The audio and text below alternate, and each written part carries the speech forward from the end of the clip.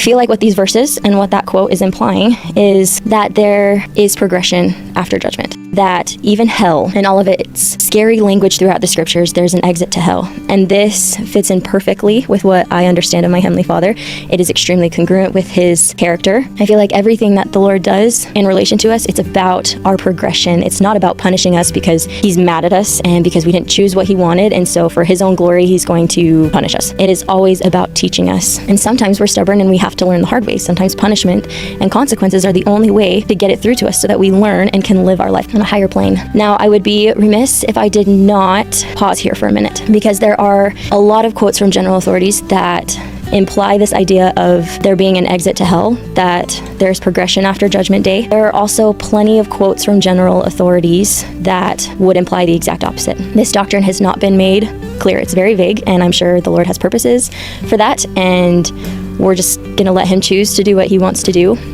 and to clarify what he believes he needs to clarify. But I want to talk about the gospel under this context today. Even though it's vague, even though we don't perfectly know everything about what eternity looks like, I would like to talk today about progression and hell and commandments and all of it in the context of this idea that there's an exit to hell. I probably will not express my own thoughts perfectly. On top of that, I probably do not have all of my understanding totally perfect. I know that there are very vague principles and concepts that we've learned about and that I have pondered for a very long time, but I don't in any way want to teach them as very definitive doctrine. In fact, one of my greatest fears in doing these podcasts or these videos or my blog posts is teaching false doctrine. I will make errors. I'm not a scholar. I'll make errors, but I'm worried about teaching false doctrine. So I believe there's a lot of benefits to exploring these ideas and these principles, but to do it with the Spirit to help us discern the true nature of eternity, to help us discern truth. If there is something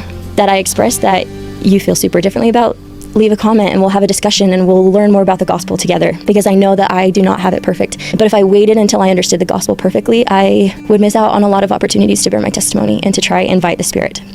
So I believe there is value in discussing these things, even though we don't know of a certainty yet. We just have to remember that we're exploring them, but they are by no means definitive until the Lord makes it definitive.